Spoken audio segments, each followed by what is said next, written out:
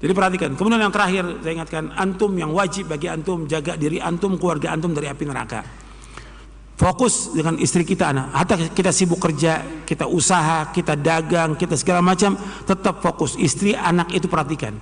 Karena antum akan ditanya oleh Allah tentang apa? Tentang istri antum, tentang anak antum. Akan ditanya dari kiamat nanti.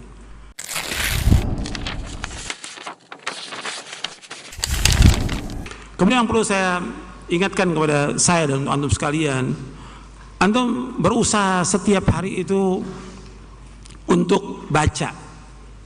Karena kalau kita lihat teman-teman kita kurang baca, ya, bukan hanya orang awam, bahkan para ustadz juga sebagian kurang baca. Kalau dibilang baca, yang pertama kali yang dibaca apa? Al-Quran.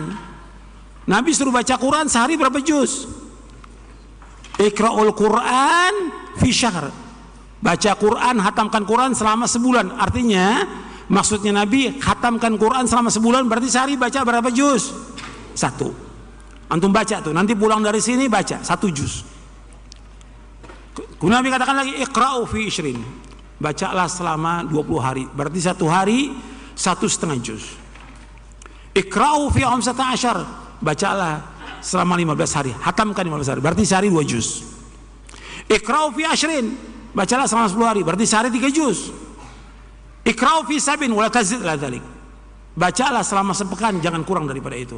Artinya kalau kita bisa baca 1 juz, baca.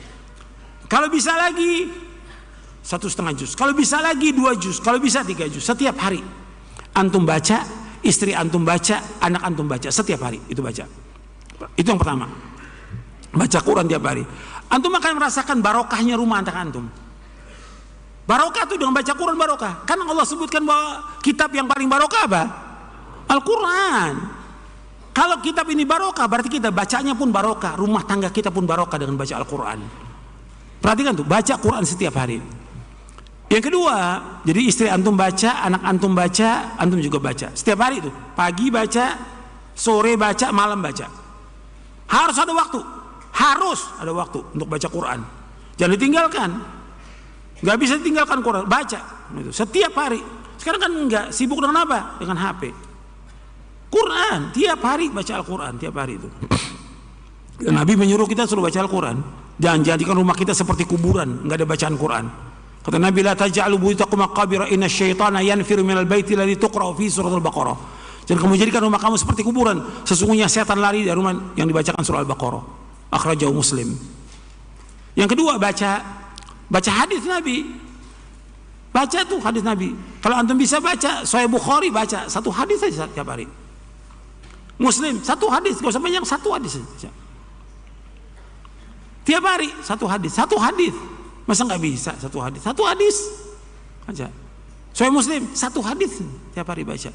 Quran 1 juz atau 2 juz, hadis 1 baca. Masa nggak ada waktu? Masa nggak bisa? Semua nih, yang orang awamnya, yang pelajarnya, yang ustadznya, semuanya. Masa nggak bisa 1 hadis? Nggak sampai 10 menit 1 hadis. Kalau panjang bisa, tapi kalau pendek nggak sampai baca. Sekarang mulai dari mana Ustaz? Arba'in Nawawi baca dulu. Arba'in Nawawi. Mulai dari Arba'in Nawawi antum baca. Baca hadisnya, baca terjemahnya, baca syarahnya. Kemudian yang ketiga, baca buku yang sekarang kita pelajari ini. Mulai misalnya, antum baca. Baca syarah kitab tauhid, baca syarah akidah Ahlussunnah wal Jamaah, baca mulai misalnya, baca juga menuntut ilmu jalan menuju surga. Sama satu lagi yang antum harus baca, yang antum nggak boleh tinggalkan tuh tiap hari. Doa dan wirid antum baca tiap hari itu antum baca. Kemudian yang keempat yang saya ingatkan antum, jangan tinggalkan zikir ba'da sholat, zikir pagi, zikir sore, zikir mau tidur, antum jangan tinggalkan. Zikir itu benteng kita dari gangguan setan, dan juga zikir itu menguatkan hati kita dan hubungan kita kepada Allah. Zikir itu menenangkan hati kita. Zikir itu juga menambah ganjaran dan pahala. Antum zikir, jangan tinggalkan tuh zikir. Zikir terus setiap hari. Karena Allah menyuruh kita untuk berzikir sebentar, sedikit atau banyak.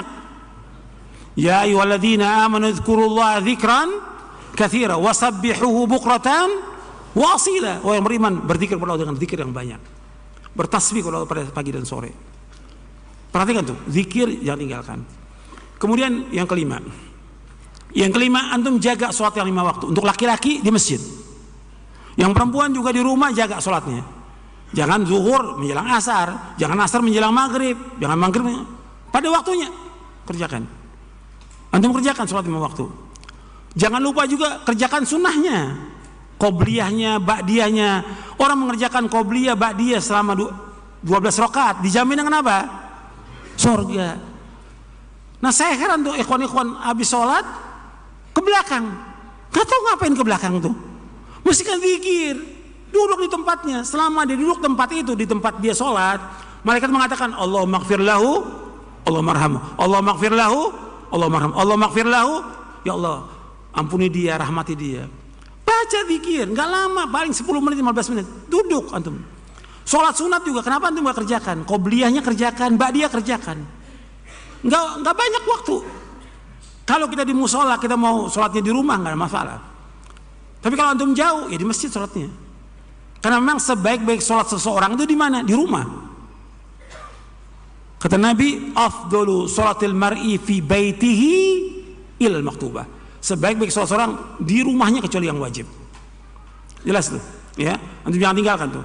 Antum juga jangan tinggalkan sholat malam. Bangun tengah malam, antum udah ngaji. Apalagi yang dai, ustadz, jangan tinggalkan. Itu pesan tuh dari Rasulullah SAW kepada para sahabat yang masih remaja. Suruh sholat malam. Bahkan Nabi mengatakan kepada Abdullah bin Amr bin As, ya Abdullah, la takun mithla fulanin kana yaqumul laila fataraka qiyamal. Wahai Abdullah, jangan kamu seperti si fulan. Tadinya rajin sholat malam, ditinggalkan sholat malam. Sholat malam itu untuk menguatkan hati kita, iman kita, hubungan kita dengan Allah. Di saat malam kita berzikir, saat malam kita berdoa kepada Allah. Doakan diri antum, orang tua antum, istri antum, anak antum, kaum muslimin, doakan. Bangun tengah malam. Orang beriman selalu bangun tengah malam. Jangan tinggalkan tuh, selalu bangun tengah malam. Antum punya istri, punya anak, punya cucu, antum sehat atau sakit, bangun tengah malam tetap minta kepada Allah. Itu kebiasaan orang-orang soleh. Banyak hadisnya. Di buku Nuntut Ilmu saya juga bawakan itu riwayatnya. Kemudian yang perlu juga antum perhatikan lagi, antum berusaha untuk banyak sedekah. Sedekah. Karena itu sedekah punya kekuatan yang luar biasa. Jangan bakhil, jangan pelit. Apa aja antum yang ada sedekahkan. Meskipun antum miskin, sedekah. Karena bisa saja 1 dirham itu bisa mengalahkan 100 dirham. Sabaqa dirhamun mi'ata dirhamin Rasulullah. Banyakin sedekah. Sedekah itu luar biasa pengaruhnya kepada diri kita, keluarga kita, anak kita, rumah tangga kita, itu luar biasa pengaruhnya. Banyakin sedekah. Jangan ditunda. Sekarang bisa sedekah. Gitu. Jadi perhatikan. Kemudian yang terakhir saya ingatkan, antum yang wajib bagi antum jaga diri antum, keluarga antum dari api neraka. Fokus dengan istri kita, anak. Hatta kita sibuk kerja, kita usaha, kita dagang, kita segala macam, tetap fokus. Istri, anak itu perhatikan.